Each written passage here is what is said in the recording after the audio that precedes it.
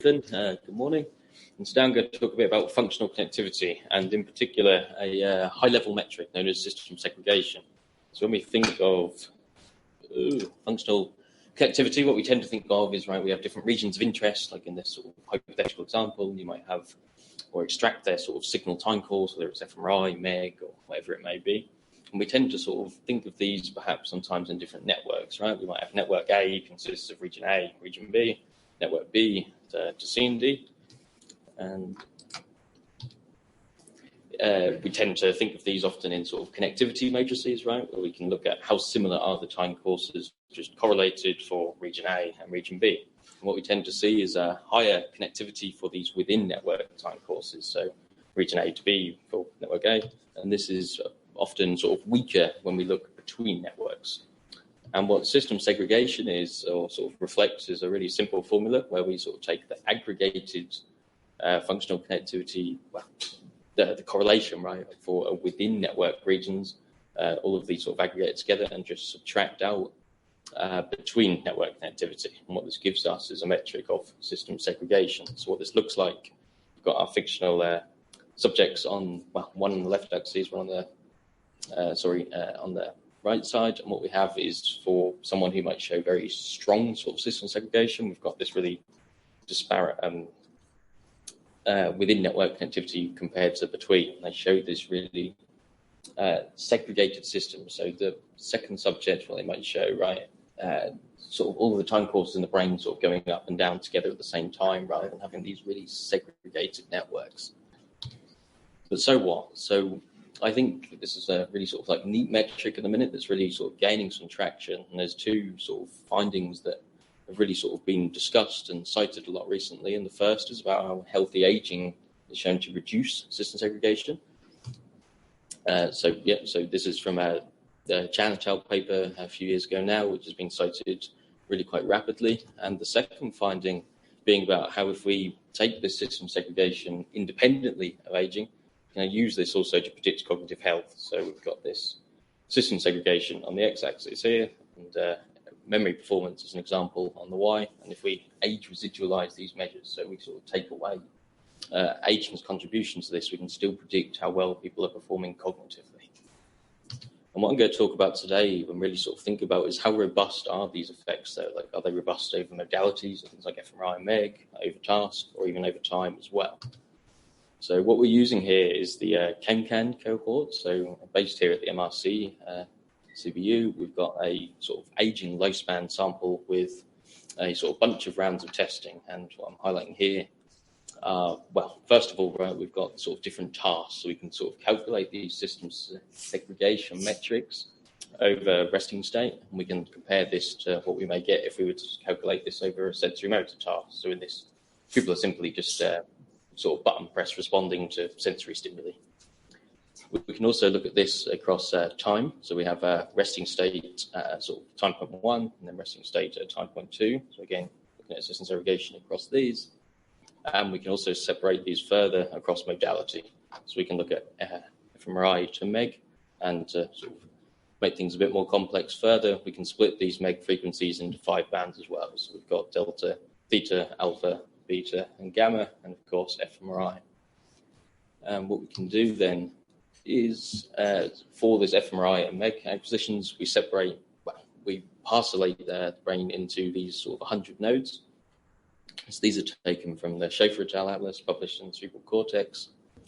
And we use these 100 nodes because this allows us to perform a really sort of important sort of control technical step toward the end of the MEG pre-processing pipeline. So what this symmetric orthogonalization step allows us to do is rule out the possibility that we just get high correlations between regions that are really close together. So, and this sort of 100 nodes is sort of the optimal number where we're able to perform this. And on the right, we've got this grid of connectivities. These are just a group average measure of overall the subjects. Just as a sort of sanity check, what we can see is this off-diagonal structure. So this is showing us that the sort of, relatively speaking, the sort of strongest correlations really between the left and right homologous regions in the brain, which is a nice sort of sanity check that we're sort of measuring functional connectivity. So with these 100 nodes, what we can do then is assign these to one of 7 networks, and it's by doing this that we can start to calculate our within network connectivity versus our between. So here's our results. So first of all, what we're looking at is the effect of age, and this is just on the resting state. So with the sort of very large 600 people sample, what we've got is age on the x-axis, system segregation on the y, and as age increases, system segregation reduces. This is just like what we saw at the beginning of the presentation from the Chan et al. Paper. And this is obviously on the left for fMRI metric, but also what we see novelly, right, is we see very similar effects in MEG for the different frequency bands. So something like delta or gamma. It's worth noting that these relationships are inverted for some of the frequency bands as well. So something like beta, where this relationship actually goes up with age. So moving on then to cognition. So now we've sort of seen this age effect on system segregation. Can we also replicate the effect of, I'm going to start calling it CIS rather than system segregation, right? So does CIS predict cognition? So in this case, we're talking about fluid intelligence. And for fMRI, yes, indeed, we see that as there's more system segregation, fluid intelligence increases. And this isn't just due to aging, right? Because just like we spoke about at the beginning, we've taken the age residualized scores of these. This is much stronger, really, and really clearly evident in fMRI. And actually, for MEG, right, this is perhaps much less so. So maybe there's a hint of this in the beta band, but really, it seems driven in fMRI. So then, finally, if we go back to memory, so this is the measure that Chan et al. Had reported at the beginning. And actually, in this case, we have not replicated their sort of fMRI system segregation predicting memory. So it's quite interesting too. And this is sort of consistent across MEG. So now if we switch from resting state to sensory motor task, in this case, we really see the same pattern as we saw at rest. We've got as age increases, system segregation goes down, and this is the case for fMRI and MEG. And the same pattern with cognition. So for the sensory motor task, again, we're able to sort of predict fluid intelligence from CIS, and this is not the case for memory. So really mirroring what we just saw.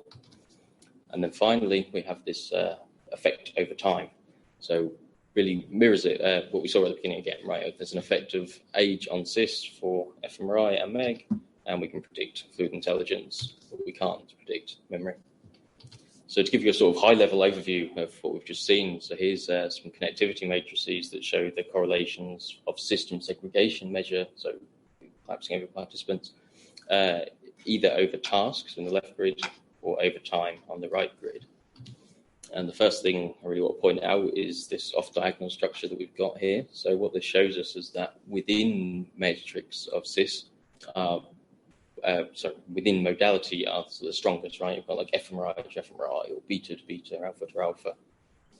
And the fact that this is sort of off-diagonal, what this suggests to us is that, relatively speaking, for these correlations, the strongest are between, well, these occur across tasks, right? If you take fMRI to fMRI from resting state to sensory motor task, or in this right grid's case, from rest time 1 to rest time 2. Second thing to notice is these block structures.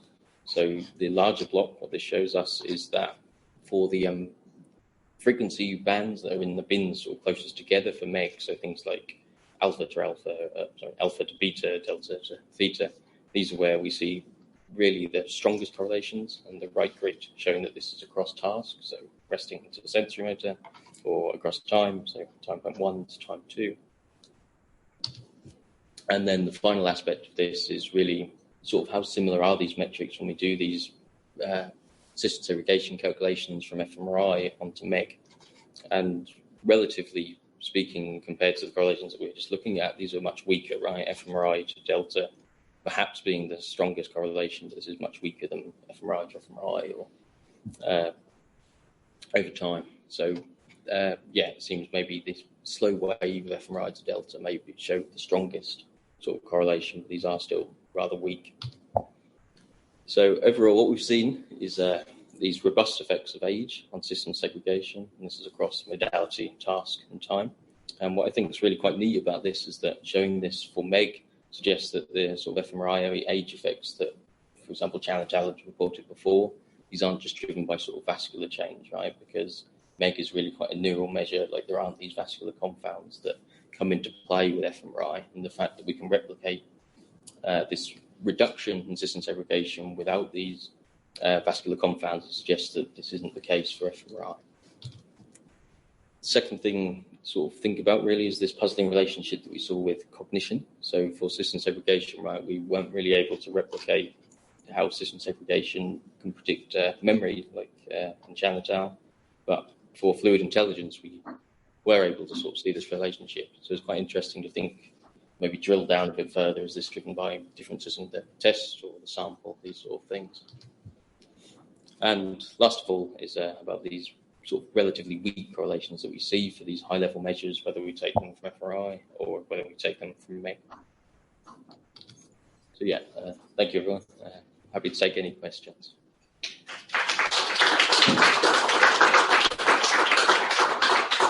Thank you, Ethan, so much.